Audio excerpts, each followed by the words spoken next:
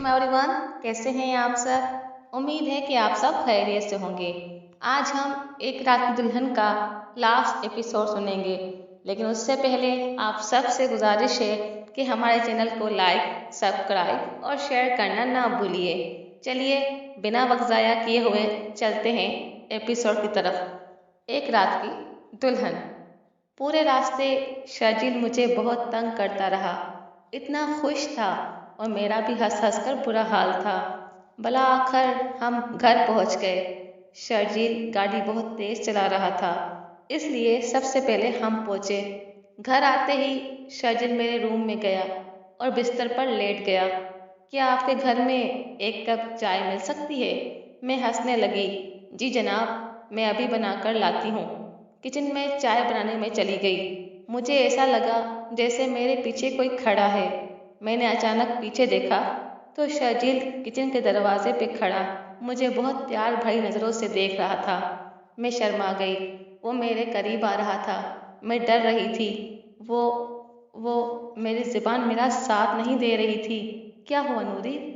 आपकी चाय। पगली, तुम आज भी उतनी ही मासूम हो जितनी पहले दिन थी। मैं कब उसके हाथ में पकड़ाकर अपने रूम में भाग गई। वो वहीं बैठ गया चाय पीने। काफ़ी दिनों से थकी हुई थी, आराम करना चाहती थी, पर वो सब भी पहुंच गए थे। मुन्ने को मुलाजमा से लिया और सबकी खैरियत पूछने के बाद मैं अपने रूम में चली गई। मुन्ने को फ्रेश किया, खुद भी फ्रेश होकर मुन्ने को अपने सीने से लगाकर मैं सो गई।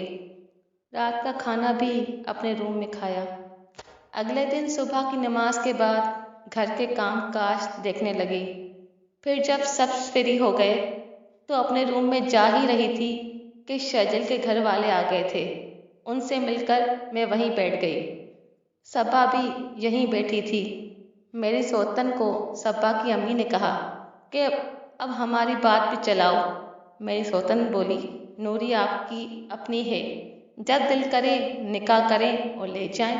नहीं बहन, मेरा इकलौता बेटा है, ऐसे निकाह कर कर तो नहीं ले जाऊंगी। मेरे और शर्जील के अब्बा के कुछ अरमान हैं, हम पूरी धूमधाम से अपनी बहू को ले जाएंगे। मैं मुस्कुराने लगी। और ये बात भी अभी हो जाए तो अच्छा है। मुन्ने को हम फौरन साथ नहीं ले जाएंगे, 3-4 माह बाद ले जाएंगे। मैं शर्जील की अम्मी की तरफ देखने लगी। नहीं अम्मा, मैं कैसे अपने मुन्ने को छोड़कर जा सकती हूँ? क्यों नूरी, तुम्हें हम पर एतबार नहीं है क्या? नहीं, मेरा मतलब ये है कि मैं नहीं रह पाऊंगी। रहना तो पड़ेगा, क्योंकि शर्जील हनीमून प्लान कर रहा है, काफ़ी लंबा। तो मुन्ना कैसे साथ जा सकता है? अम्मा, मैं खुद शर्जील से बात करूंगी। मैं नहीं जाऊंगी हनीमून पर। प्लीज़ नूरी, ऐसा मत करना। मेरा मुन्ना अभी भी सब्बा की गोद में मुस्कुरा रहा था। मेरी सौतन बोली, नूरी एक बात कहूँ? जी कहें। तुम ये मुन्ना सब्बा को दे दो। मैं हैरत से देखने लगी। सरफराज बोले, अम्मा, आपने मेरे दिल की बात कर दी। देखो नूरी, तुम्हारी तो दोबारा भी औलाद हो जाएगी, पर मैं तो कभी माँ नहीं बन सकती। सब लोग सब्बा की बात पर मुत्तफिक हो गए। मैं कोई भी जवाब दिए बगैर अपने रूम में जाकर रोने लगी। सबा की खुशी की खातिर अगर मुन्ना दिया तो मैं कैसे रहूंगी? सबा मेरे पास आई। देखो नूरी, मेहर आपका बेटा है, मैं आपसे छीन तो नहीं सकती। अगर तुम्हारा दिल करे तो अपनी दोस्त की गोद में ये खुशी डाल देना। सबा, मैं मुन्ना देने को तैयार हूँ, पर मैं जब भी कहूँगी मुन्ने को मेरे पास भेजोगी, तुम फौरन भेज देना। मेरे आंसू भी निकल रहे थे। सबा, मैं तुम्हारा दिल नहीं तोड़ना चाहती, इसलिए दे दिया। सबा ने फौरन मुन्ने को उठाकर सीने से लगा लिया। मेरे बेख्तियार आंसू निकले जा रहे थे। अगली रात मेरी शादी की डेट रखने आने वाले थे और साथ निकाह भी था। मैं लाइट ग्रीन कलर की ड्रेस में बहुत हसीन लग रही थी। शर्जील भी बहुत प्यारा लग रहा था। 2 हफ्ते बाद की तारीख रखी गई और फिर निकाह भी हो गया। जब मौलवी साहब ने शर्जील का नाम लिया, मेरी धड़कन ही कंट्रोल नहीं हो रही थी। जैसे निकाह हुआ, सब ने एक दूसरे को मुबारकबाद दी। शर्जील बार बार मुझे कोनी मारकर छेड़ रहा था और सरगोशियाँ कर रहा था। नूरी, बहुत तड़पा हूँ, अब देखना मैं सारे बदले लूँगा। मैं उसकी सरगोशियों पर मुस्कुरा रही थी। अब तो तुम मेरी हो गई हो, सबा बोली। जी, ये आपकी ही है। अभी ले जाना चाहते हो तो ले जाओ। ले तो अभी जाता, बस अम्मा अब्बा के दोस्त जब तक शादी में शामिल ना हो जाएं, इनका गुजारा नहीं। सब जोर जोर से हंसने लगे। खाने के बाद सब चले गए। मैं खुद को शीशे में देख रही थी और सोच रही थी कि कितना सच्चा इश्क है शर्जिल का। मुझे हासिल कर ही लिया। हर इम्तिहान के बाद आज वो मेरा है। शर्जील और उसकी अम्मी हर रोज आते, फिर सब मिलकर शॉपिंग पर जाते। सारी तैयारियां मुकम्मल हो गईं। आज से हमारे फंक्शन शुरू हो गए। मेरी बाजी और शाहनवाज भी आ गए थे। एक तरफ खुशी थी और एक तरफ गम भी था मुन्ने से जुदा होने का। अब मुन्ना काफी चालाक हो गया था। सबा उसे हर वक्त अपने पास रखती थी। सबा की तवज्जो और प्यार देखकर मुन्ने के साथ फिर दिल मुतमैन भी हो जाता था। सबको बहुत मजा आ रहा था। आज मेरी रुखसती थी। मेरा जोड़ा बहुत खूबसूरत था। मैं बहुत प्यारी लग रही थी। नूरी, तुम आज कयामत लग रही हो। इतने में बारात भी आ गई। कुछ देर बाद मैं रुखसत होकर अपने ससुराल पहुंच गई। हर शख्स की जुबान पर मेरी तारीफ थी। बहुत खूबसूरत लड़की है। हाँ बहन, इसलिए तो शर्जील ने हमारी कुंवारी लड़कियां भी ठुकरा दी। खैर, घर के एंट्रेंस से लेकर मेरे रूम तक सारी फूलों की सड़क बनी हुई थी। शर्जील बाहर चला गया किसी काम से। सबा मुझे रूम में ले गई। रूम इतनी खूबसूरती से डेकोरेट किया गया, देखने वाले हैरान रह जाएंगे। मैं भी सेज पर बैठ गई। दिल दिल में शर्जील को कोस रही थी कि इतनी देर लगा दी।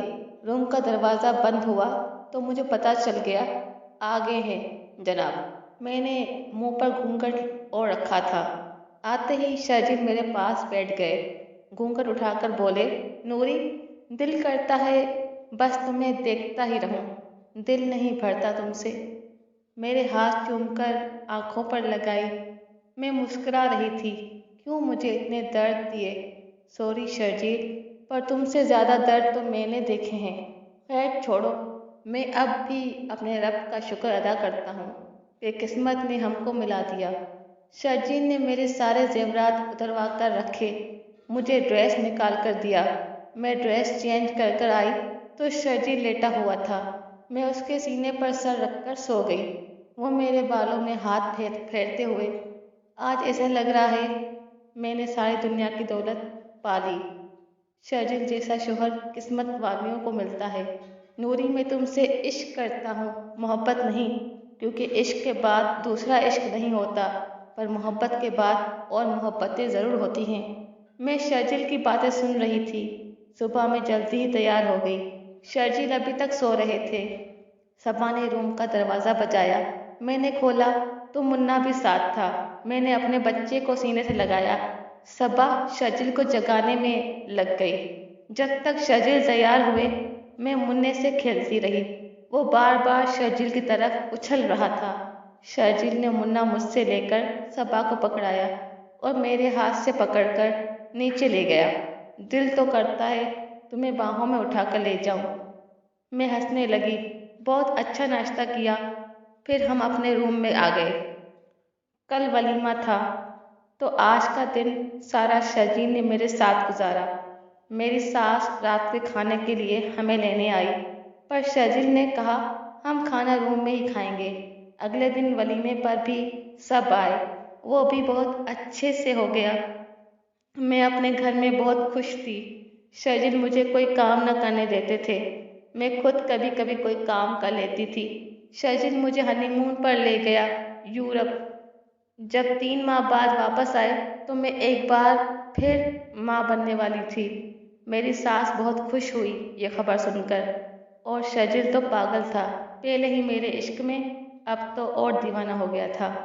जिंदगी से एक बात सीखी है, अगर अगर खुदा यकीन कामिल हो तो मंजिल मिल ही जाती है। आप सबका बहुत शुक्रिया इस नावल को इतना पसंद किया।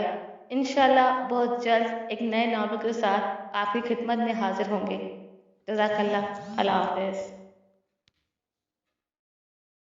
तो व्यूवर्स, एक रात की दुल्हन नॉवेल आज यहीं पे ख़त्म होता है। उम्मीद है आपको बहुत पसंद आया होगा। कमेंट सेशन में अपनी राय से आगाह हमें ज़रूर कीजिएगा। और अगर आपको कोई नया नॉवेल सुनना है या कोई आपकी फरमाइश हो तो हमें ज़रूर बताइएगा, हम आपकी खिदमत में ज़रूर पेश करेंगे। इस नावल के बारे में हमें अपने कमेंट्स ज़रूर दीजिएगा, हम आपके कमेंट्स का वेट कर रहे हैं और जल्दी मिलेंगे एक नए नावल के साथ। तब तक के लिए हमें सपोर्ट करते रहिएगा। पाटोली व्लॉग्स को सब्सक्राइब करना ना भूलिएगा और हमारी वीडियोस को लाइक और शेयर ज़रूर कीजिएगा। जल्द मिलेंगे एक नए नावल के साथ, तब तक के लिए अल्लाह हाफ़िज़।